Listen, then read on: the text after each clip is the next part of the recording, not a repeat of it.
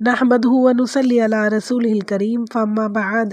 अऊज़ु बिल्लाहि मिनश शैतानिर रजीम बिस्मिल्लाहिर रहमानिर रहीम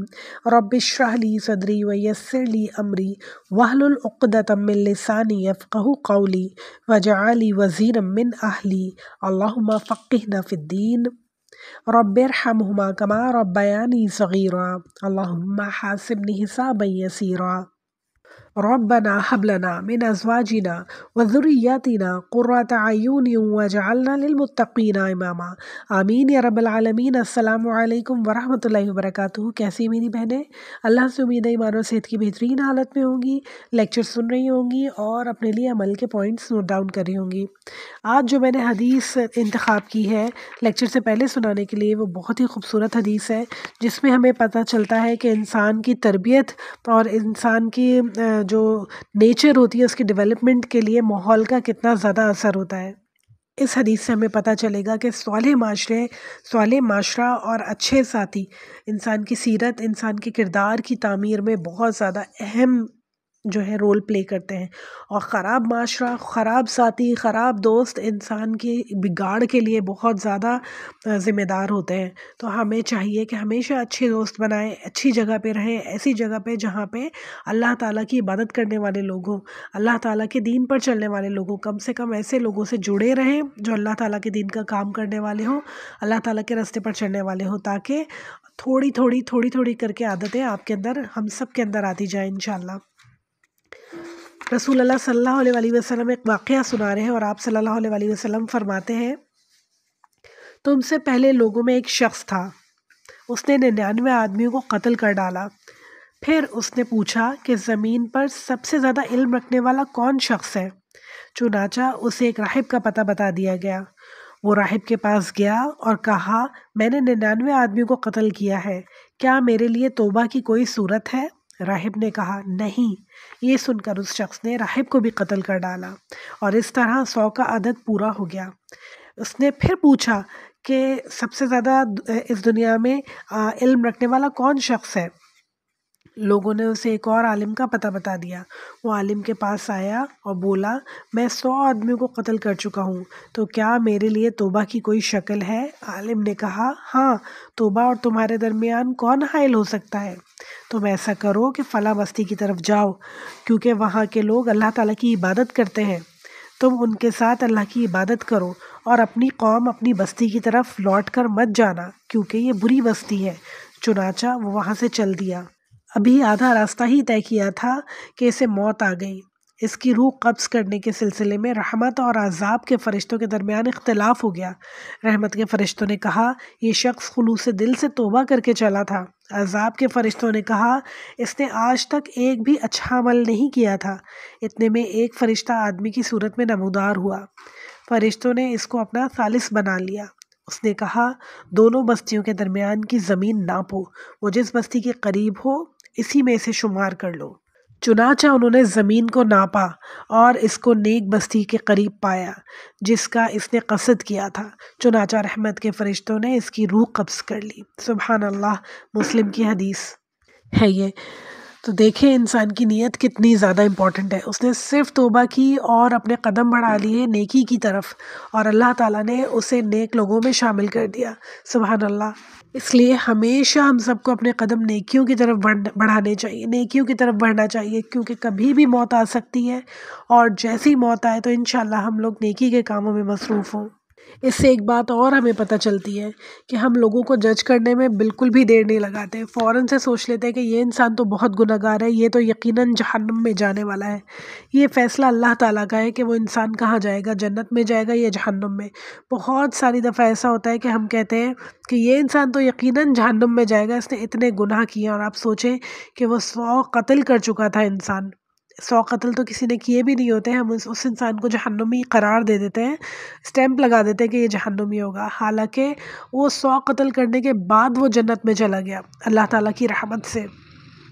ایک چھوٹی سی نیکی کرنے کی وجہ سے وہ جنت میں چلا گیا، اسی طرح چھوٹی سے گناہ کرنے کی وجہ سے انسان جہنم میں جا سکتا ہے۔ اللہ نہ کرے کہ ایسا ہو کبھی کہ ہم کسی کو کہیں کہ یہ تو جہنمی ہے، اور قیامت کے دن دیکھیں کہ وہ تو جنت میں جا رہا ہے، اور ان الفاظ کی وجہ سے جو ہم نے کسی کے لیے نکالے منہ سے، ہم جہنم میں جا رہے ہو۔ اللہ نہ کرے، کیونکہ یہ فیصلہ اللہ تعالیٰ کا ہے۔ اللہ تعالیٰ ڈیسائیڈ کرنے والے ہیں کہ کون جنتی ہے اور کون جہنمی ہے، انسان کا اس میں کوئی حق نہیں ہے۔ انسان کسی کو اپنی زبان سے ایسے نہیں کہہ سکتا کہ فلاں انسان تو یقیناً جہنم میں جائے گا۔ تو بہت بری بات ہے یہ، اپنی زبانوں کو ہم سب کو بہت کنٹرول میں رکھنے کی ضرورت ہے، کیونکہ یہ اللہ کے فیصلے ہیں۔ اللہ کی رحمت کے صدقے بہت بڑے سے بڑے جو گناہ گار ہیں وہ بھی جنت میں انشاءاللہ جا سکتے ہیں۔ بلکہ کرنا ہمیں کیا چاہیے، کسی کو بھی گناہ کرتے ہوئے دیکھیں، غلطی کرتے ہوئے دیکھیں، تو فوراً سے اس کے لیے دعا کریں کہ اللہ اسے ہدایت دے، اللہ اس کی مغفرت فرمائے، اللہ تعالیٰ اس کا دل بدل دے، تاکہ انشاءاللہ اللہ تعالیٰ جب اس کا دل بدلے تو آپ کی نیکی بھی اس میں لکھی جائے، اور جیسے جیسے وہ نیک کام کرے آپ کو اس کا ثواب کا ایک پورشن انشاءاللہ تعالیٰ ملتا جائے۔ اللہ سے امید ہے کہ یہ حدیث ہمارے لیے بہت زیادہ سبق آموز ہو، اور آئندہ ہم کبھی اپنی زبان سے کوئی ایسے الفاظ نہ نکالیں کسی کے لیے، بلکہ خود ہمیشہ اپنے لیے کوشش کریں کہ ہم ہمیشہ نیک کام کریں، ہر قدم نیکی کی طرف اٹھیں، ہمارا نیکیوں میں بڑھاوے کی طرف اٹھیں انشاءاللہ تعالیٰ۔ آج کے لیکچر کی طرف آ جاتے ہیں، سورہ النساء اور پارہ نمبر 5 آیت نمبر 41 سے انشاءاللہ ہم شروع کرتے ہیں۔ اللہ تعالیٰ فرما رہے ہیں، اعوذ باللہ من الشیطان الرجیم، بسم اللہ الرحمن الرحیم، کیف اذا جئنا من کل امت بشہادۃ وجئنا بک علی ہؤلاء شہیدا، پس کیا حال ہوگا اس وقت کہ ہر امت میں سے ہم ایک گواہ لائیں گے اور آپ کو ان لوگوں پر گواہ بنائیں گے۔ یعنی اللہ تعالیٰ یہ فرما رہے ہیں پس کیا حال ہوگا، کس وقت کی بات ہو رہی ہے، قیامت کی بات ہو رہی ہے، اور اللہ تعالیٰ فرما رہے ہیں کہ ہر امت میں سے ایک گواہ بنائیں گے، یعنی جتنی امتیں جا چکی ہیں ان میں سے جو ان کے نبی تھے، ان کے پیغمبر تھے، وہ اس امت کے گواہ ہوں گے، یعنی وہ اللہ تعالیٰ کے سامنے گواہی دیں گے کہ اللہ تعالیٰ میں نے آپ کا پیغام پورا اپنی امت کو پہنچا دیا تھا، جیسا آپ نے کہا بالکل ویسے کا ویسے ہی میں نے آپ کی کتاب، آپ کا پیغام آپ کے لوگوں تک پہنچا دیا تھا، اب یہ ایمان لائے اور یہ نہیں لائے اور یہ ان کا ہی قصور ہے، میں نے تو پورا کام کیا تھا اپنا۔ اور سب نبی آ جائیں گے، اور پھر آخر میں رسول اللہ صلی اللہ علیہ وآلہ وسلم ان سب نبیوں کے لیے گواہی دیں گے، پیغمبروں کے لیے گواہی دیں گے کہ اللہ تعالیٰ یہ سارے نبی اور پیغمبر بالکل سچ کہتے ہیں، انہوں نے اپنا کام بالکل اچھے سے کیا، ان کی قومیں ہیں جو ایمان لائیں اور کچھ نہ لائیں۔ رسول اللہ صلی اللہ علیہ وآلہ وسلم کو یہ بات کیسے پتہ چلی؟ یہ سب ہمیں قرآن سے پتہ چلتا ہے۔ اللہ تعالیٰ نے ہمیں قرآن میں بہت ساری غیب کی باتیں بتائی ہیں، یعنی ہمیں بالکل کبھی بھی پتہ نہیں چل سکتا تھا کہ پچھلی قوموں کے ساتھ کیا ہوا، پچھلی قوموں کے پیغمبر کون تھے، نبی کون تھے، کتنے سال انہوں نے اللہ کے لیے کام کیا اور کتنے لوگ ایمان لائے، کیا ان کی قوموں کے اوپر عذاب آئے، کس طرح ان کی قومیں ختم ہوئی، اس کے بعد کون سی قوم آئی، اس کے پیغمبر کا نام کیا تھا، ان کے معجزات کیا تھے، ہمیں کبھی بھی پتہ نہیں چلتا اگر قرآن میں اللہ تعالیٰ نے اتنی ڈیٹیل سے ہمیں یہ ساری باتیں نہ بتائی ہوتی۔ تو اللہ تعالیٰ نے یہ ساری باتیں ہمیں بتائی، رسول اللہ صلی اللہ علیہ وآلہ وسلم کو بتائی، تو یہ قرآن سے ہی ہمارے پیارے نبی صلی اللہ علیہ وآلہ وسلم کو یہ ساری باتیں پتہ چلی، یعنی ان کے اوپر جو وہ وحی نازل ہوتی تھی اس کے ذریعے سے ہی یہ ساری باتیں انہیں پتہ چلی۔ اور پھر رسول اللہ صلی اللہ علیہ وآلہ وسلم گواہی دیں گے اس دن کہ اللہ تعالیٰ کہ ان سب نے سچ کہا، بالکل ان سب لوگوں نے بالکل اپنا کام صحیح سے کیا، مگر ان کی قومیں ایمان نہ لائیں۔ آیت نمبر 42 بہت ہی خطرناک ہے اور بہت ہی سوچ بچار کرنے کی آیت ہے، جس میں اللہ تعالیٰ فرما رہے ہیں جس روز کافر اور رسول کے نافرمان کہیں گے کہ کاش انہیں زمین کے ساتھ ہی ہموار کر دیا جاتا اور اللہ تعالیٰ سے کوئی بات نہ پوچھی جاتی، یعنی اللہ تعالیٰ ان سے کوئی بات نہ پوچھتا، یعنی آخرت کا دن قائم ہی نہ ہوتا، حساب کتاب کا دن قائم ہی نہیں ہوتا، کیونکہ ان کے عمل اتنے کم تھے، اتنے کمزور تھے، رسول کے نافرمان تھے وہ اور اللہ تعالیٰ کے نافرمان تھے۔ وہ آرزویں کریں گے کہ کاش کہ ایسا ہوتا، ہم ختم کر دیے جاتے، مٹی کے ساتھ ملا دیے جاتے، ہمیں دوبارہ کبھی نہ اٹھایا جاتا۔ تو اللہ تعالیٰ کہہ رہے ہیں کہ اسے ان کی آرزو ہی رہ جائے گی، ایسا ہوگا نہیں، انہیں ضرور اٹھایا بھی جائے گا، ان سے سوال جواب بھی کیے جائیں گے۔ تو کوئی بھی ایسی اس دن آرزو کرنے سے بہتر ہے کہ آج ہم عمل کریں انشاءاللہ تعالیٰ، آج ہم اللہ تعالیٰ کے فرما بردار بندوں میں شامل ہوں انشاءاللہ۔ آیت نمبر 43 میں اللہ تعالیٰ کہہ رہے ہیں اے ایمان والو جب تم نشے میں مست ہو تو نماز کے قریب بھی نہ جاؤ جب تک کہ اپنی بات کو سمجھنے نہ لگو، اور جنابت کی حالت میں بھی جب تک کہ تم غسل نہ کر لو۔ ہاں اگر راہ چلتے گزر جانے والے ہو تو بات اور ہے۔ اچھا پہلے ہم اس بات کو ڈسکس کر لیتے ہیں کہ اللہ تعالیٰ نے کہا نشے کی حالت میں ہو تو نماز کے قریب بھی نہ جاؤ، یہ جب کا حکم ہے۔ دوسرا حکم ہے یہ شراب کی حرمت کا، شراب کو حرام کرنے کے لیے بتدریج اللہ تعالیٰ نے حرام کیا تھا، ایک دم سے نہیں کہہ دیا تھا کہ آج کے بعد سے کوئی شراب نہیں پیے گا، بلکہ کیونکہ وہاں بہت زیادہ شراب نوشی کی جاتی تھی، مدینہ میں بہت زیادہ لوگ پہلے جو اسلام آنے سے پہلے بہت زیادہ شراب پی جاتی تھی، تو اللہ تعالیٰ نے ایمان لانے کے بعد لوگوں کو آہستہ آہستہ نیکی کی طرف لے کے آئے، آہستہ آہستہ برائیوں سے دور کیا۔ تو اللہ تعالیٰ نے کہا کہ سب سے پہلے کیا کہا کہ اس میں بہت کم اچھائیاں ہیں، بہت زیادہ برائیاں ہیں۔ پھر دوسرا حکم کیا ہوا کہ اب جب تم نماز کی حالت میں ہو تو نماز پڑھنے جا رہے ہو تو شراب نہ پیو، یا شراب کی حالت میں ہو تو نماز نہ پڑھو جب تک کہ تمہیں سمجھ میں نہ آنے لگے کہ تم کیا پڑھ رہے ہو۔ یہ دوسرا حکم ہے۔ اور پھر تیسرا حکم جو آیا تھا وہ شراب کی حرمت کا تھا کہ آج کے بعد سے شراب کوئی نہیں پیے گا۔ اللہ تعالیٰ کو معلوم ہے کہ انسان کمزور ہے، انسان سب کچھ نہیں کر سکتا، ایک دم سے اسے منع کر دیا جائے تو وہ چوری کا راستہ ڈھونڈ سکتا ہے، اس لیے اللہ تعالیٰ نے سب کا ایمان ڈیولپ کرنے کے لیے آہستہ آہستہ آہستہ آہستہ بتدریج حکم دیا کہ دیکھو اب ایسا کرو، اب ایسا کرو۔ نماز کے وقت لوگوں نے شراب پینی چھوڑی، پھر اس کے بعد حکم دیا کہ اب بالکل بھی شراب نہیں پیو، تو پھر آہستہ آہستہ کر کے سب نے شراب چھوڑ دی وہاں پہ۔ اور مدینہ کی گلیوں میں کہتے ہیں اس وقت ایسے شراب بہتی تھی کہ نظر آ رہی ہوتی تھی باقاعدہ شراب بہتی ہوئی مدینہ کی گلیوں میں، اتنی زیادہ شراب پی جاتی تھی، اور اس کے بعد اس طرح سے لوگوں نے چھوڑ دی۔ تو آپ سوچیں ذرا کہ ہمیں تو کتنی محنت بھی نہیں کرنی پڑتی ایمان کی حالت میں، یعنی اپنے ایمان کو مینٹین رکھنے کے لیے ہمیں اتنی بڑی بڑی آزمائشوں سے گزرنا بھی نہیں پڑتا، ہمارے اندر تو کوئی ایسی عادت بھی نہیں ہے جو ہمیں اس طرح چھوڑنی پڑے۔ کتنا اسٹرگل کیا ان لوگوں نے، کتنی محنت کی اپنے کردار پر، اپنی خواہشات کو چھوڑا، اپنے نفس کو چھوڑا، جو جو کام کرتے تھے جو ہمیشہ سے ان کے اندر رچی بسی چیزیں تھیں وہ سب چھوڑ کے ایک دم اللہ تعالیٰ کے راستے پہ آ گئے۔ تو کیا ہم چھوٹی چھوٹی سی باتیں نہیں چھوڑ سکتے ہیں؟ چھوٹے چھوٹے سے گناہ، چھوٹی چھوٹی سی اپنی خواہشات جو اچھی نہیں ہیں، اللہ تعالیٰ کو پسند نہیں ہے، وہ ہم نہیں چھوڑ سکتے اللہ تعالیٰ کی خاطر؟ تو انشاءاللہ تعالیٰ ہم اللہ تعالیٰ کے نیک بہترین بندوں میں سے شامل ہو جائیں۔ پھر اللہ تعالیٰ کہہ رہے ہیں کہ ناپاکی کی حالت میں بھی نماز کے پاس مت جاؤ جب تک تم غسل نہ کر لو۔ اچھا اس حکم کے بعد جو یہ بات آئی ہے، ہاں اگر راہ چلتے گزر جانے کی لیے بات ہو تو ٹھیک ہے، اس کا مطلب یہ کہ بہت سارے صحابہ کرام تھے جن کا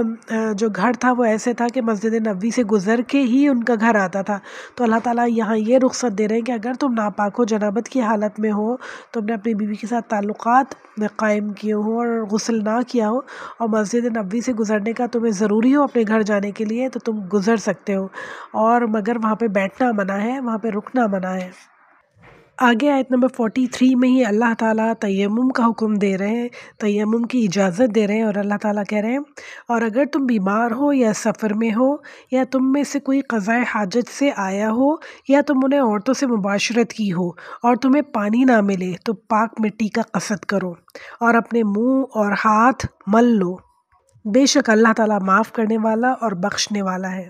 اچھا بیمار یہاں پہ وہ ہے جسے پانی لگنے سے کوئی نقصان ہو، جیسے اسکن کوئی ڈیزیز ہو جس میں پانی لگنے سے انسان کو کوئی تکلیف ہو سکتی ہے، کوئی بھی ایسی چیز ہو جو پانی لگانا بالکل اسے منع ہو، جب وضو نہیں کرے تو جب بھی تیمم کر لے تو کوئی مسئلہ نہیں، یا پانی بالکل ہی نہ ہو، اور جیسے ہی پانی دستیاب ہوتا ہے تو تیمم ختم ہو جاتا ہے اور آپ کو فوراً سے وضو کر کے اگلی نماز ادا کرنی ہوتی ہے۔ پھر تیمم کا طریقہ ہمیں جو باقاعدہ ہے وہ حدیث سے ملتا ہے۔ صحیح مسلم کی حدیث ہم دیکھتے ہیں، ہمارے پیارے نبی صلی اللہ علیہ وسلم نے فرمایا جب ہمیں پانی نہ ملے تو زمین کی مٹی ہمارے لیے پاکیزگی کا ذریعہ بنا دیتی ہے یا بنا دی گئی ہے۔ اور پھر صحیح بخاری کی مسند احمد کی حدیث ہم دیکھتے ہیں، تیمم کا طریقہ یہ ہے کہ ایک ہی مرتبہ زمین پر ہاتھ مار کر کلائی تک، یعنی اوپر کونیوں تک ضروری نہیں ہے، صرف کلائی تک ہاتھ ایک دوسرے پہ مل لیے جائیں اور منہ پر پھیر لیے جائیں۔ اچھا مٹی کون سی ہونی چاہیے، اب یہ بات ہے، مٹی زمین پہ ہمیں جہاں بھی ملتی ہے وہ ناپاک ہوتی ہے آلموسٹ، اس لحاظ سے کہ جانوروں کا پتہ نہیں کہ کس نے وہاں پہ کوئی قضائے حاجت کی ہو، کہ کچھ بھی پتہ نہیں ہے، باہر زمین کی مٹیاں ہمیں یقیناً ناپاک ملیں گی۔ تو ہمارے گھر میں دیواروں پر یا فرنیچر پہ کہیں گرد جمع ہو جاتی ہے نا، تو ہم وہ لے سکتے ہیں، یعنی ایک دفعہ اس پہ ہاتھ پھیرا اور پھر وہی ہاتھ ہم نے اپنے ہاتھوں پہ پھیرا اور وہی ہاتھ ہم نے اپنے چہرے پہ پھیر لیا تو ہمارا تیمم ہو جاتا ہے۔ مگر جیسے ہی پانی آئے فوراً سے تیمم ختم ہو جانا چاہیے، اور ہمیں اگلی نماز یا اگلی جو بھی ہم کام کر رہے ہیں، قرآن پڑھ رہے ہیں یا نماز پڑھ رہے ہیں، وہ فوراً سے پراپر وضو کر کے ہونا چاہیے۔ پانی آ جانے کے بعد تیمم ختم ہو جاتا ہے اور پانی سے وضو کرنا فرض ہو جاتا ہے، یا غسل کرنا پانی سے فرض ہو جاتا ہے۔ آیت نمبر 44 میں اللہ تعالیٰ فرما رہے ہیں، کیا تم نے نہیں دیکھا جنہیں کتاب کا کچھ حصہ دیا گیا ہے وہ گمراہی خریدتے ہیں اور چاہتے ہیں کہ تم بھی بھٹک جاؤ، یعنی خود تو بھٹکے ہوئے ہیں اور دوسروں کو بھی اپنے ساتھ جہنم میں لے جانے کی تیاری کرتے ہیں۔ آج بھی ہمیں بہت سارے ایسے لوگ نظر آتے ہیں تو خود بھی بھٹکے ہوئے ہیں اور دوسروں کو بھی بھٹکانے کی، اللہ سے دور کرنے کی کوشش کرتے ہیں۔ پھر آگے آیت نمبر 45 میں اللہ تعالیٰ فرما رہے ہیں، اللہ تعالیٰ تمہارے دشمنوں کو خوب جانتا ہے، اور اللہ تعالیٰ کا دوست ہونا کافی ہے، اور اللہ تعالیٰ کا مددگار ہونا کافی ہے، یعنی تم اللہ تعالیٰ کے دوست اور مددگار بن جاؤ، تمہارے لیے کافی ہے یہ۔ اللہ تعالیٰ تمہارے دشمنوں سے خود نمٹ لے گا، خود انہیں دیکھ لیں گے۔ اللہ تعالیٰ عزت دینے والے ہیں، اللہ تعالیٰ ہی ذلت دینے والے ہیں، سب کچھ اللہ کے ہاتھ میں، تو سب کچھ سارے معاملات اللہ کے اوپر چھوڑ کے اللہ کے اوپر فوکس کریں، اپنی آخرت پہ فوکس کریں، انشاءاللہ تعالیٰ اللہ سارے معاملات باقی دنیا کے اللہ تعالیٰ خود دیکھ لیں گے۔ آیت نمبر 46 میں اللہ تعالیٰ یہودیوں کی کچھ باتیں بتا رہے ہیں، اور اللہ تعالیٰ کہتے ہیں بعض یہودی کلمات کو ان کی جگہ سے ہیر پھیر کر دیتے ہیں اور کہتے ہیں کہ ہم نے سنا اور نافرمانی کی۔ اللہ تعالیٰ کیا کہتے ہیں کہ آپ کیا کہیں، ہم نے سنا اور ہم نے اطاعت کی، اور یہ لوگ کیا کہتے تھے، ہم نے سنا اور ہم نے نافرمانی کی، یعنی ڈھٹائی کی حد دیکھیں آپ، کہ انسان نافرمانی کر جاتا ہے وہ ایک الگ بات ہے، مگر کہنا منہ پہ کہ ہم نے سن لیا مگر ہم مانیں گے نہیں، ہم نافرمانی کریں گے، اس سے زیادہ بری بات کیا ہو سکتی ہے۔ اور پھر کیا کہتے ہیں، اور سن اس کے بغیر کہ تو سنا جائے، یعنی کہ رسول اللہ صلی اللہ علیہ وآلہ وسلم کو ایک طرح کی وہ بددعا دے رہے ہیں کہ آپ کبھی سنے نہ جائیں، آپ کبھی مقبول نہ ہو، آپ کی باتیں کبھی جو ہے لوگ غور سے نہ سنیں، نعوذ باللہ۔ اور رسول اللہ صلی اللہ علیہ وآلہ وسلم سے کہتے ہیں اور ہماری رعایت کیجیے، لیکن کہنے میں اپنی زبان کو بیچ لیتے ہیں، یعنی کہہ کچھ رہے ہوتے ہیں اور ایسے بیچتے ہیں، ایسے منہ میں بولتے ہیں کہ سنائی کچھ اور دے، کہہ کچھ اور رہے ہوتے ہیں، اور دین میں تانا دیتے ہیں۔ اور اگر یہ لوگ کہتے کہ ہم نے سنا اور ہم نے فرمانبرداری کی اور آپ سنیے اور ہمیں دیکھیے، تو یہ ان کے لیے بہت بہتر اور نہایت ہی مناسب ہوتا، لیکن اللہ تعالیٰ نے ان کے کفر کی وجہ سے انہیں لعنت کی ہے، بس یہ بہت ہی کم ایمان لاتے ہیں۔ اللہ اکبر، آج بھی ہم دیکھتے ہیں کہ سب سے زیادہ کم جو قوم ایمان لاتی ہے وہ یہودیوں میں سے ہے۔ فلسطین کے معاملے میں ہم نے دیکھا کہ بہت سارے یہودی کھڑے ہوئے یہودیوں کے ہی خلاف، یعنی کہ اللہ تعالیٰ جو کہہ رہے ہیں بہت ہی کم ایمان لاتے ہیں، ابھی بھی ان میں ایسے لوگ موجود ہیں جو ایمان رکھتے ہیں، ابھی بھی ان میں سے ایسے لوگ موجود ہیں جو اللہ پہ ایمان رکھتے ہیں اور جن کی بہتری کی گنجائش ہے،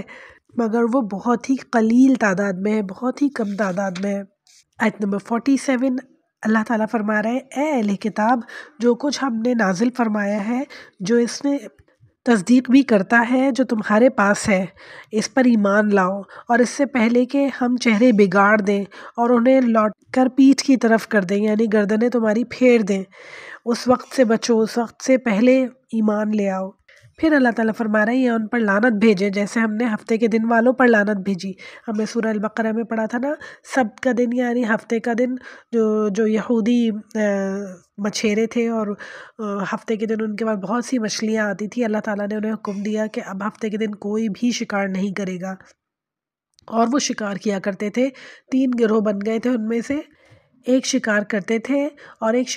دوسرا گروہ تھا وہ شکار نہیں کرتے تھے، مگر وہ جو پہلا گروہ تھا ان سے کچھ کہتے بھی نہیں تھے، وہ کہتے تھے ان کی مرضی ہے شکار کریں یا نہ کریں۔ تیسرا جو گروہ تھا وہ خود بھی شکار نہیں کرتے تھے اور پہلے گروہ کو منع بھی کیا کرتے تھے کہ دیکھو اللہ تعالیٰ کی نافرمانی مت کرو۔ اللہ تعالیٰ نے سزا دی جب تو پہلے دونوں گروہ کو سزا دی اور تیسرے والے کو اللہ تعالیٰ نے بخش دیا۔ انہیں بہت بری سزا دی، انہیں 3 دن بندر بنا کے رکھا اور پھر اس کے بعد ان سب کو ختم کر دیا۔ تو اللہ تعالیٰ یہاں پہ مثال دے رہے ہیں کہ ہم نے لعنت کی تھی ہفتے کے دن والوں کے اوپر، تو اب اس سے پہلے کہ تمہارے اوپر بھی لعنت کی جائے تم مان جاؤ اور واپس پلٹ آؤ، اور ہے اللہ تعالیٰ کا کام کیا گیا، یعنی اللہ تعالیٰ جو کام کرنا چاہتے ہیں وہ ہو کر رہتا ہے۔ اللہ تعالیٰ نے بہت جگہ قرآن میں کہا کہ اللہ تعالیٰ جو کرنا چاہتے ہیں وہ اللہ تعالیٰ کے لیے کچھ مشکل نہیں ہے کرنا۔ اللہ تعالیٰ کے لیے کوئی مشکل نہیں ہے ایک قوم کو ختم کر کے دوسری قوم کو لے کے آنا۔ تو اللہ تعالیٰ ہم سب کو عقل دے کہ اس سے پہلے کہ اللہ تعالیٰ ہمیں موت دے اور ہمارے بجائے دوسرے لوگ اس زمین پہ حکمرانی کرنے لگے، ہمیں اللہ تعالیٰ عقل دے اور ہمیں ایمان کی حالت میں انشاءاللہ تعالیٰ اس دنیا میں رہنے کی توفیق عطا فرمائے، ایمان کی حالت میں موت عطا فرمائے انشاءاللہ۔ 48 آیت میں اللہ تعالیٰ فرما رہے ہیں یقیناً اللہ تعالیٰ اپنے ساتھ شریک کیے جانے کو نہیں بخشتا اور اس کے سوا جسے چاہے بخش دے، یعنی گناہ کبیرہ میں سب سے بڑا گناہ ہے شرک۔ اللہ تعالیٰ کے ساتھ کسی کو شریک ٹھہرائیں گے کسی بھی طرح سے تو اللہ تعالیٰ اس گناہ کو کبھی نہیں بخشیں گے۔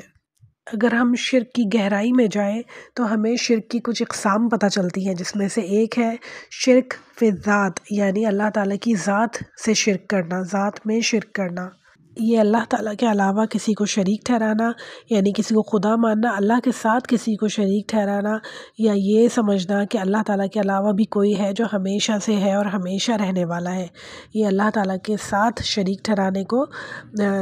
شرک فی الذات کہا جاتا ہے اس شرک کو۔ دوسرا ہے شرک فی الصفات، یعنی اللہ کی صفات میں کسی کو شریک ٹھہرانا۔ اچھا یہ کیا ہے؟ یعنی اللہ تعالیٰ خالق ہے، اللہ تعالیٰ مالک ہے، اللہ تعالیٰ رازق ہے، اللہ تعالیٰ غیب کا علم جانتا ہے۔ ان سب باتوں میں سے کوئی کہنا کہ کوئی اللہ کے علاوہ بھی ہے جو سب کام کر سکتا ہے، تو یہ اللہ تعالیٰ کی صفات میں شرک کرنا ہے۔ شرک فی العبادات ہے تیسرا شرک کی قسم۔ اس میں کیا ہوتا ہے کہ اللہ کے علاوہ کسی اور کی عبادت کرنا، کسی اور کے لیے عبادت کرنا، یعنی کسی اور سے دعا مانگنا اللہ کے علاوہ، قربانی اللہ کے علاوہ کسی اور کے نام کی کرنا، نظر نیاز اللہ کے علاوہ کسی اور کے لیے کرنا، سجدہ یا رکوع اللہ کے علاوہ کسی اور کو کرنا، جیسے عام طور پہ لوگ مزاروں پہ جا کے کرتے ہیں، یہ بھی شرک کی قسم ہے۔ چوتھے شرک کی قسم ہے شرک فی الحاکمیت، یعنی اللہ تعالیٰ کے جو حکم ہے، اللہ تعالیٰ کے جو احکامات ہیں، جو شرعی حدود وغیرہ ہیں اور جو قانون اللہ نے بنایا ہے، اس کے علاوہ سوچنا کہ یہ قانون ٹھیک نہیں ہے، کوئی دوسرا قانون ہے جو ہونا چاہیے، یا کوئی دوسری لاز ہیں جن پہ ہم عمل کریں تو وہ زیادہ بہتر ہو، یعنی اللہ تعالیٰ کے احکامات کو چھوڑ کے کوئی دوسرے احکامات ہم مانیں، اللہ تعالیٰ کی باتوں کو چھوڑ کے ہم کسی اور کی باتیں سنیں، تو یہ بھی شرک ہے۔ اسی طرح ہمارے پاس شرک اصغر بھی ہے، یعنی چھوٹا شرک، چھوٹے چھوٹے شرک، وہ کام جو ہمیں بڑے شرک تک لے جاتے ہیں، گناہ کبیرہ تک لے جاتے ہیں۔ اس میں کیا کیا چیزیں شامل ہیں؟ ریاکاری کرنا، عبادات میں ریاکاری کرنا، کہ ہم دکھاوے کے لیے نمازیں پڑھیں تو وہ آپ اس کا مطلب ہے کہ اللہ کے علاوہ دوسروں کے لیے نماز پڑھ رہے ہیں، تو یہ بھی شرک اصغر میں آ جاتا ہے۔ تعویذ وغیرہ پہننا اور سمجھنا کہ یہ چیزیں بذات خود ہمیں جو ہے نقصان سے بچا سکتی ہیں، حالانکہ اللہ کے حکم کے بجائے بغیر آپ کو کوئی نقصان سے نہیں بچا سکتا، کوئی نفع چیز نہیں دے سکتی جب تک اللہ تعالیٰ نہ چاہے۔ اللہ کے علاوہ کسی اور کے نام کی قسم کھانا بھی شرک کی طرف لے کے جاتے ہیں۔ یہ سارے وہ کام ہیں جو آہستہ آہستہ آپ کو شرک کی طرف لے کے جا رہے ہوتے ہیں، شرک اصغر میں۔ تو اللہ تعالیٰ ہمیں ہر چیز سے بچائے، عقل عطا فرمائے، شعور عطا فرمائے، تاکہ ہم ہر قسم کے شرک سے بچیں، کیونکہ اس کی معافی نہیں ہے جب تک انسان معافی نہیں مانگتا۔ اپنی موت سے پہلے انسان معافی مانگ لے، دل سے توبہ کر لے اور کبھی وہ کام دوبارہ نہ کرے، تو ہر بڑے سے بڑا گناہ اللہ تعالیٰ معاف کرنے پہ قادر ہے۔ یہاں تک اللہ تعالیٰ شرک بھی معاف کر دیتے ہیں اگر انسان سچے دل سے توبہ کرے اور پھر اس کے بعد اللہ کے علاوہ کسی کی پوجا نہ کرے، کسی کو نہ مانے۔ پھر ہم واپس آ جاتے ہیں اپنی آیت کی طرف، آیت نمبر 48۔ اس میں اللہ تعالیٰ کہہ رہے ہیں اور جو اللہ تعالیٰ کے ساتھ شریک مقرر کرے تو اس نے اللہ پہ بہت ہی بڑا بہتان باندھا، یعنی اللہ تعالیٰ کے ساتھ اس نے بہت ناانصافی کی، بہت بڑا ظلم کیا اس نے یہ کہہ کے کہ اللہ کے ساتھ کوئی شریک ہے، نعوذ باللہ، کیونکہ نہ کبھی ہو سکتا ہے نہ کبھی ہوگا۔ اللہ تعالیٰ واحد ہے اور ہمیشہ سے اور ہمیشہ رہنے والے ہیں۔ آیت نمبر 49 میں اللہ تعالیٰ کہہ رہے ہیں کیا آپ نے انہیں نہیں دیکھا جو اپنی پاکیزگی اور اپنی ستائش خود کرتے ہیں،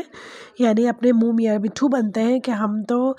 بہت ہی اعلی نسل کے ہیں، ہم تو اللہ تعالیٰ کے بیٹے ہیں اور ہم تو اللہ تعالیٰ کی چہیتی قوم ہے، یہود یہ کہا کرتے تھے۔ تو اللہ تعالیٰ کہتے ہیں کہ وہ اپنی خود ہی تعریفیں کرتے ہیں، اپنے آپ کو خود ہی اپنی بڑائیاں بیان کرتے ہیں، کیا آپ نے انہیں دیکھا ہے؟ پھر فرما رہے اللہ تعالیٰ بلکہ اللہ تعالیٰ جسے چاہے پاکیزہ کر دیتا ہے، کسی پر ایک دھاگے برابر ظلم نہیں کیا جائے گا، یعنی اللہ تعالیٰ جسے چاہتا ہے پاک کرتا ہے۔ اللہ تعالیٰ کی چہیتی قوم کون ہے، چہیتے لوگ کون ہیں، یہ ڈیسائیڈ کرنے والے صرف اور صرف اللہ تعالیٰ ہے، انسان کے حق کی بات نہیں ہے، یہ بس کی بات نہیں ہے۔ آیت نمبر 50 میں اللہ تعالیٰ دوبارہ یہی بات کہہ رہے ہیں اور کہہ رہے ہیں دیکھو یہ لوگ اللہ تعالیٰ پر کس طرح جھوٹ باندھتے ہیں، اور یہ حرکت صحیح گناہ ہونے کے لیے کافی ہے، یعنی بہت بڑا گناہ ہونے کے لیے یہ بات کافی ہے کہ تم اللہ تعالیٰ کے لیے وہ باتیں کہو جو تمہیں معلوم نہیں ہے۔ یعنی وہ کیا کہتے ہیں، ہم اللہ تعالیٰ کے چہیتے، اللہ تعالیٰ کہہ رہے ہیں کہ اللہ تعالیٰ کے اوپر جھوٹ باندھ رہے ہیں، اللہ تعالیٰ کو پتہ ہے کہ میرا چہیتا کون ہے، انہیں پتہ نہیں ہے، اور بہت بڑا گناہ کر رہے ہیں جو یہ کرتے ہیں۔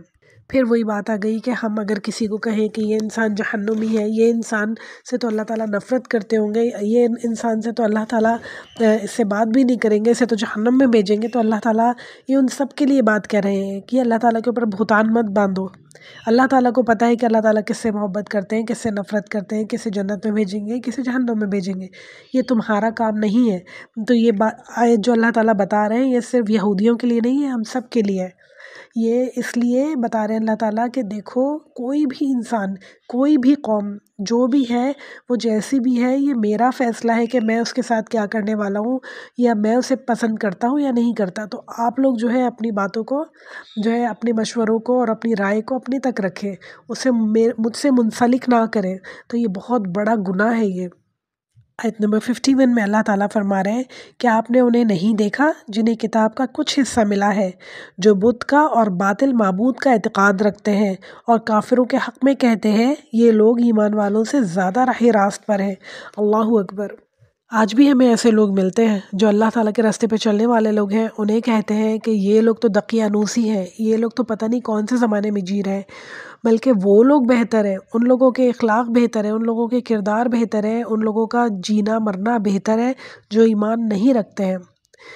بہت سارے لوگ ہیں جو بہتر ہیں، واقعی میں سچ مچ میں بہتر ہیں، مگر اس سے ایمان کا اور ایمان نہ ہونے کا کوئی یعنی دخل نہیں ہے۔ سب انسان ہیں، بہت سارے لوگ ایسے ہوتے ہیں انسانوں میں جو بہت زیادہ بہتر ہوتے ہیں اخلاق میں، کردار میں، اور بہت سارے ایسے ہوتے ہیں جو نہیں ہوتے ہیں، معاملات میں بہتر نہیں ہوتے ہیں۔ جو اخلاق میں بہتر ہو وہ مومن ہو سکتے ہیں، اور جو اخلاق میں بہتر نہیں ہو وہ بھی مومن ہو سکتے ہیں اور کافر بھی ہو سکتے ہیں۔ مگر یہ کہنا کہ مومنوں سے بہتر کافر ہیں، یہ بہت ہی افسوسناک بات ہے۔ اور مومن یعنی جو ایمان والے لوگ ہیں انہیں بہت زیادہ ضرورت ہے اس بات کی کہ جب ہم ایمان لے آئے ہیں تو اللہ کی حدود کا خیال رکھیں، اللہ تعالیٰ کے احکامات کا خیال رکھیں، تاکہ کوئی بھی دیکھ کے ہمیں یہ نہ کہہ سکے کہ ان سے اچھے تو نان مسلمز ہیں۔ ہماری حالت ایسی ہو گئی ہے کہ لوگ واقعی دیکھ کے ہمیں یہ کہتے ہیں کہ ان سے اچھے تو نان مسلم لوگ ہیں جو ہمارے لحاظ سے ہر لحاظ سے بہتر ہے۔ تو ایمان اس کی وجہ نہیں ہے، مسلمان ہونا اس کی وجہ نہیں ہے، یہ ہماری اپنی پرسنل غلطیاں ہیں جو ہماری حالت یہ ہے۔ تو اللہ تعالیٰ ہم سب کو عقل دے، اور مسلمان ہونے کی حیثیت سے جو ہماری تعلیمات ہیں ان پر ہم چلیں، اللہ کی رسی کو مضبوطی سے تھامیں، تو دیکھیں ہم انشاءاللہ بہترین قوم ہوں گی اس دنیا کی۔ تو اللہ تعالیٰ کہہ رہے ہیں یہی وہ لوگ ہیں جنہیں اللہ تعالیٰ نے لعنت کی ہے، اور جسے اللہ تعالیٰ لعنت کر دے تو اس کا کوئی مددگار نہ پائے گا۔ یعنی وہ لوگ جو کہتے ہیں کہ ایمان والوں سے بہتر جو ایمان نہیں رکھتے ہیں وہ لوگ ہیں، تو اللہ تعالیٰ کہہ رہے ہیں اللہ تعالیٰ نے ان کے اوپر لعنت کر دی ہے۔ اللہم لا جعلنا منہم، اللہ ایسے لوگوں میں ہمیں کبھی شامل نہ فرمائے کہ ہم کبھی ایسی زبان سے کہیں کسی کو بھی کہ ایمان والوں سے بہتر تو نان مسلمز ہیں۔ اچھا، ویسے یہ جو بات کی گئی ہے یہ اخلاق، کردار یا معاملات کے بارے میں نہیں کی گئی ہے، صرف دین کے بارے میں کی گئی ہے کہ ہمارے دین سے کوئی اچھا دین ہے کوئی ایسا نہ کہے۔ تو ویسے بھی الحمدللہ ہمارے دین سے کوئی اچھا دین، کوئی مذہب ہو ہی نہیں سکتا ہے۔ اللہ تعالیٰ ہم سب کو اس پہ قائم رہنے کی توفیق عطا فرمائے۔ آیت نمبر 53 میں اللہ تعالیٰ پوچھ رہے ہیں کہ کیا ان کا حصہ کوئی سلطنت میں ہے، یعنی یہ جو دنیا کی پوری سلطنت ہے، پوری زمین آسمان ہے، کیا اس میں ان کا کوئی حصہ ہے؟ اگر ایسا ہو تو پھر کسی کو یہ ایک کھجور کی گٹھلی کا شگاف کے برابر تک بھی نہ دیں، یعنی کہ صرف کھجور کی گٹھلی کی کیا حیثیت ہے، اللہ تعالیٰ کہہ رہے ہیں اس کے اوپر بھی جو ایک چھلکا ہوتا ہے نا، شگاف جو ہوتا ہے اس کے اوپر ایک چھلکا، یہ وہ بھی کسی کو نہ دے، ان کی اپنی حالت تو اتنی بری ہے۔ اور پھر یہ مسلمانوں کو کہتے ہیں کہ مسلمانوں سے اچھے تو غیر مسلمان ہیں، ان کی اپنی حالت کتنی زیادہ بری ہے۔ آیت نمبر 54 میں اللہ تعالیٰ فرما رہے ہیں، یا یہ لوگوں سے حسد کرتے ہیں اس پر جو اللہ تعالیٰ نے فضل انہیں دیا ہے۔ کیا فضل اللہ تعالیٰ نے ہمیں دیا ہے؟ اللہ تعالیٰ نے ایمان ہمیں دیا ہے، سب سے بڑا فضل جو ہے ہدایت ہمیں دی ہے، اس دنیا میں بھی اور آخرت میں بھی کامیابی کا ذریعہ ہدایت جو دی ہے وہ اللہ تعالیٰ نے ہمیں دی ہے۔ آگے سی آیت میں اللہ تعالیٰ فرما رہے ہیں، پس ہم نے تو آل ابراہیم کو کتاب اور حکمت بھی دی اور بڑی سلطنت بھی عطا فرمائی۔ سبحان اللہ۔ اچھا، حضرت ابراہیم علیہ السلام کی ہی نسل سے ہیں یہ سارے یہود، آل عمران کی بات کر رہے ہیں اللہ تعالیٰ، تو حضرت ابراہیم علیہ السلام کی ہی نسل سے ہی یہ سارے یہودی ہیں۔ تو اللہ تعالیٰ کہہ رہے ہیں کہ انہی میں نے کتاب بھی دی، حضرت ابراہیم علیہ السلام کی نسل کو کتاب بھی دی، حکمت بھی دی، مگر ان میں سے بہت سے لوگ ان کے اوپر ایمان نہ لائے۔ رسول اللہ صلی اللہ علیہ وسلم کو تسلی دے رہے ہیں اللہ تعالیٰ کہ اگر یہ یہودی آپ کے اوپر ایمان نہیں لاتے تو آپ پریشان مت ہو، فکر نہ کریں، ان کی ہی قوم سے بہت سے نبی آئے، بہت سے پیغمبر آئے، کتابیں آئیں، مگر انہوں نے ان کا بھی یقین نہیں کیا اور اپنے نبیوں کو قتل کر ڈالتے تھے، یہاں تک ظلم کی حد تھی ان کی۔ پھر اللہ تعالیٰ آیت نمبر 55 میں فرما رہے ہیں، پھر ان میں سے بعض نے تو اس کتاب کو مانا اور بعض اس سے رک گئے اور جہنم میں جانے کے لیے یہ کافی ہے۔ یعنی کتاب کو اللہ تعالیٰ کہہ رہے ہیں بعض نے تو مانا تھا اور بعض نے وہ کتاب کو چھوڑ دیا، نہیں مانا، جہنم میں جانے کے لیے یہ کافی ہے۔ تو یہ ایک عمومی آیت ہے، ہم سب کے لیے بھی ہے کہ جو کتاب اللہ نے ہمیں دی ہے اسے ماننا یا نہ ماننا ہمارے لیے کوئی چوائس نہیں ہے، ہر صورت میں ہمیں اس کتاب کی اطاعت کرنی ہے، اس کتاب کو ماننا ہے، اسے سمجھنا ہے، اسے سیکھنا ہے اور اس کے مطابق عمل کرنا ہے انشاءاللہ تعالی۔ جہنم اتنی خطرناک جگہ ہے نا کہ ہم لوگوں کی سوچ ہے، ہم لوگ بہت لائٹ لیتے ہیں جہنم کو، جہنم کا تصور ہم سب کے ذہنوں میں بہت ہی ہلکا ہے۔ چند احادیث دیکھتے ہیں ہم جہنم کے متعلق۔ ہمارے پیارے نبی صلی اللہ علیہ وسلم نے فرمایا، جہنم اللہ تعالیٰ کی غضب اور اس کی ناراضگی سے بھڑکتی ہے، یعنی جب اللہ تعالیٰ کی ناراضگی ہوتی ہے تو جہنم اور بھڑک جاتی ہے اور غصے میں ہو جاتی ہے، جہنم بہت شدید اس کے شعلے ہو جاتے ہیں جب اللہ تعالیٰ کی کوئی نافرمانی کرتا ہے، تو جتنی نافرمانی بڑھتی جاتی ہے اتنا ہی زیادہ جہنم جو ہے بھڑکتی جاتی ہے اور اس کے شعلے بھڑکتے جاتے ہیں۔ جامع ترمذی کی حدیث ہے یہ۔ ہمارے پیارے نبی صلی اللہ علیہ وسلم نے فرمایا، جہنم کا ایک لمحہ دنیا کی ساری نعمتوں اور ساری آسائشوں کو ختم کرنے کے لیے کافی ہے۔ اللہ اکبر۔ صحیح مسلم کی حدیث ہے یہ۔ ہمارے پیارے نبی صلی اللہ علیہ وسلم نے فرمایا، جہنم میں پھینکا جانے والا ایک پتھر 70 سال تک گرتا رہتا ہے تب بھی اس کی تہہ تک نہیں پہنچ پاتا، یعنی اتنی گہری ہے جہنم، ایک آگ کا کنواں ہے، اتنی بھڑکتی ہوئی دہکتی ہوئی آگ جس میں انسان گرایا جائے، پھینکا جائے تو وہ گرتا ہی چلا جائے 70 سال تک تو وہ تہہ تک نہ پہنچے، اس میں جا ہی رہا ہو، گر ہی رہا ہو، تو کب تہہ تک پہنچے اور کب پھر وہ وہاں سے مزید جلایا جائے اور جلایا جائے اور جلایا جائے، ٹھیک ہو جائے پھر جلایا جائے۔ اللہم حفظنا، ایک لمحہ بھی ہمیں اس جہنم میں نہیں جانا۔ صحیح مسلم کی حدیث ہے یہ۔ ہمارے پیارے نبی صلی اللہ علیہ وسلم نے فرمایا، جہنم اس حال میں لائی جائے گی کہ اس کے ساتھ 70,000 لگامیں ہوں گی اور ہر لگام کے ساتھ 70,000 فرشتے ہوں گے جو اسے کھینچ رہے ہوں گے، یعنی اتنی بھڑک رہی ہوگی، اتنی چیخ رہی چلا رہی ہوگی اور کہہ رہی ہوگی، اللہ تعالیٰ حل میں مزید کوئی ہے اور تو ڈال دیجئے اس کو میرے اندر بھی، اللہ تعالیٰ اور ڈال دیجئے۔ اللہ تعالیٰ اس سے پوچھیں گے کہ ابھی تمہارے اندر جگہ باقی ہے یا ختم ہو گئی؟ جہنم سے پوچھیں گے تو کہے گی حل میں مزید، میرے اندر جگہ ہے، اور ڈالیے، لوگوں کو اور ڈال دیجئے، جتنے نافرمان ہیں سب کو میرے اندر ڈال دیجئے۔ وہ غضب سے، غصے سے چیخ مار رہی ہوگی، دھاڑ رہی ہوگی باقاعدہ جہنم قیامت کے دن، اور اسے 70,000 ایک لگام کو 70,000 فرشتے پکڑ کے کھینچ رہے ہوں گے کہ اس کو روکے ہوئے ہوں گے جہنم کو۔ اللہ تعالیٰ کے غصے سے، اللہ تعالیٰ کی نافرمانی کرنے والے لوگوں سے اتنا زیادہ وہ ناراض ہوگی کہ وہ رب جو اتنا رحیم ہے، جو اتنا کریم ہے، اتنی نعمتیں دینے والا ہے، ان لوگوں نے اس اللہ کی نافرمانی کیسے کی؟ اسے اتنا غصہ ہوگا ان لوگوں کے اوپر۔ سوچیں کہ جب وہ ان لوگوں کو پکڑ لے گی اور وہ لوگ اس کے اندر چلے جائیں گے تو کیا حال کرنے والی ہوگی ان لوگوں کا۔ صحیح مسلم کی ایک اور حدیث بتاتی ہوں آپ کو کہ ہمارے پیارے نبی صلی اللہ علیہ وسلم نے فرمایا کہ جہنم کا سب سے ہلکا عذاب یہ ہوگا کہ انسان کے قدموں کے نیچے انگارے رکھے جائیں گے، جس سے اس کا دماغ کھولنے لگے گا۔ اللہ اکبر، اللہم حافظنا۔ سوچیں کہ اتنے خوفناک انگارے ہوں گے کہ انسان کا دماغ کھولنے لگے گا۔ کس طرح کھولے گا؟ پورے جسم کا کیا حال ہوگا؟ وہ آگ اتنی تیز ہوگی، وہ شعلے، کہ انسان کا دماغ کھولنے لگے گا، پکنے لگے گا۔ کیا ہم اپنے آپ کو تصور کر سکتے ہیں اس جہنم میں؟ کہ اللہ نہ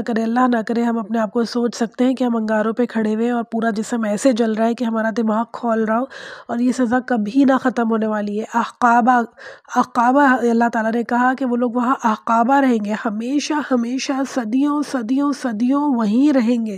اور کبھی وہاں سے نہیں نکالے جائیں گے۔ ہمارے پیارے نبی صلی اللہ علیہ وسلم نے فرمایا، تمہاری یہ دنیا کی آگ آخرت کی یعنی جہنم کی آگ کا 70واں حصہ ہے، یعنی 70 ٹائمز کم ہے جہنم کی آگ سے۔ یہ آگ ہم سے برداشت نہیں ہوتی ہے، کھولتا ہوا پانی ہم سے برداشت نہیں ہوتا ہے، تو آپ سوچیں کہ وہ آگ جو 70 گنا زیادہ تیز ہے وہ ہم کس طرح برداشت کر سکتے ہیں، اور وہ بھی ہمیشہ ہمیشہ کے لیے برداشت ہو یا نہ ہو۔ کچھ بھی کرتا رہا انسان، کتنا بھی چیخے، کتنا بھی روئے، کتنا بھی تڑپے، کوئی سننے والا نہیں ہے، کوئی مددگار نہیں ہے۔ ہم نے دیکھا حدیث میں اللہ تعالیٰ کے رسول صلی اللہ علیہ وسلم نے ہمیں بتایا، اللہ تعالیٰ نے قرآن میں بتایا کہ جب وہ لوگ نکلنے کی کوشش کریں گے تو انہیں دوبارہ پھینک دیا جائے گا جہنم میں۔ سوچیں کتنی آس سے نکل رہا ہوگا انسانوں سے، پھینک دیا جائے گا دوبارہ جہنم میں، اور وہ لوگ کہیں گے تھوڑا سا پانی تو دے دیجیے اللہ تعالیٰ، آج تو تھوڑی سی آگ کم کر دیجیے، تھوڑی سی تپش ہمارے اوپر سے کم کر دیجیے، تھوڑا تو ہمارے اوپر رحم کھائیے۔ مگر کوئی رحم نہیں کھایا جائے گا۔ آج کا دن ہے کہ ہمیں اپنے اوپر خود رحم کھانا ہے، ہمیں اپنے لیے خود کام کرنا ہے کہ اس جہنم کی آگ سے ہم بچیں۔ یہ زندگی کی دنیا کی زندگی بہت چھوٹی ہے، بہت چھوٹی۔ آج موت آ جانی ہے اور یہ ساری دنیا ہم سے چھن جانی ہے، ختم ہو جانی ہے، ہمیں پوچھے گی بھی نہیں اس کے بعد یہ دنیا، نہ دنیا کے لوگ، نہ دنیا کی رنگینیاں، یا ہمارے شوق، یا ہماری جمع کی ہوئے مال اور دولت، یا ہمارے جو کچھ بھی ہم نے اپنے گھر میں جمع کیا، جو ہمیں اللہ تعالیٰ سے غافل کرتی ہیں چیزیں، آخرت میں ہماری قیامت میں یعنی ہماری قبر میں کوئی نہیں آئے گا ہم سے ملنے کے لیے، کوئی نہیں آئے گا ہمیں پوچھنے کے لیے۔ وہاں کی اندھیرے، وہاں کی خوفناک چیزیں، وہاں کی کیڑے مکوڑے،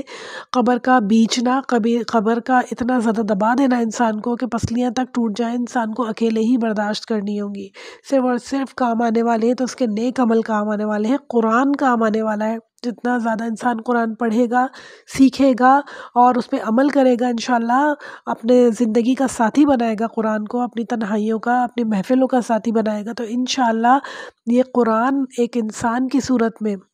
ایک اچھے انسان کی صورت میں آ کے، ایک نور کی صورت میں آ کے انسان کے پاس قبر میں بیٹھے گا، اور انسان کی قبر میں روشنی ہو جائے گی، اور انسان کے ساتھ رہے گا، وہ انسان کے نیک عمل اس وقت کام آئیں گے۔ تو ہمیں اللہ تعالیٰ توفیق دے، اگر ہم اپنی قبروں میں السلام روشنی چاہتے علیکم ہیں، ورحمۃ اللہ کشادگی چاہتے ہیں، وبرکاتہ۔ جنت کی خوشبوئیں چاہتے ہیں، رحمتیں چاہتے ہیں، اپنے اوپر رحمت کے معاملات چاہتے ہیں، تو ہم گناہوں سے بچیں، برائیوں سے بچیں، غیبتوں سے بچیں، اللہ تعالیٰ کے تمام جو اللہ تعالیٰ نے احکامات دیے ان پہ عمل کرنے کی کوشش کریں۔ یہ تھوڑی سی زندگی ہے بہنوں، بہت ایفرٹ نہیں ہے ہمارے لیے، بہت مشکل نہیں ہے، اللہ کا شکر ہے ہم ایسے حرام کاموں میں نہیں پڑے ہوئے جنہیں چھوڑنا ہمارے لیے بہت مشکل ہو۔ چھوٹی چھوٹی باتیں ہیں جن پہ ہم عمل کر کے انشاءاللہ بہترین اپنے لیے جنت کما سکتے ہیں۔ اللہ تعالیٰ سے دعا ہے اللہ تعالیٰ ہم سب کو بہترین عمل کرنے والا بنائے، اور اللہ تعالیٰ ہم سب کو آخرت میں اس جہنم کے عذاب سے بچائے۔ ایک ہوا تک بھی ہمیں نہ لگے، اس کی جو چیخ پکار ہے، چنگھاڑے ہیں جو، یہ بھی ہمیں کبھی سنائی نہ دیں آخرت میں۔ اللہ تعالیٰ ہمیں جہنم کی شکل بھی دیکھنے نصیب نہ ہو انشاءاللہ تعالیٰ، دور دور سے جہنم کی آواز بھی ہمیں نہ آئے انشاءاللہ آخرت میں ہماری مدد فرمائے اللہ تعالیٰ، ہم سب کی انشاءاللہ مدد فرمائے۔ ربی اعنی علی ذکرک و شکرک و حسن عباداتک، ربنا تقبل منا انک انت السمیع العلیم وتوب علینا انک انت التواب الرحیم۔ صلی اللہ تعالی علی خیر خلقہ و ازواجہ و ذریتہ اجمعین برحمتک یا ارحم الراحمین۔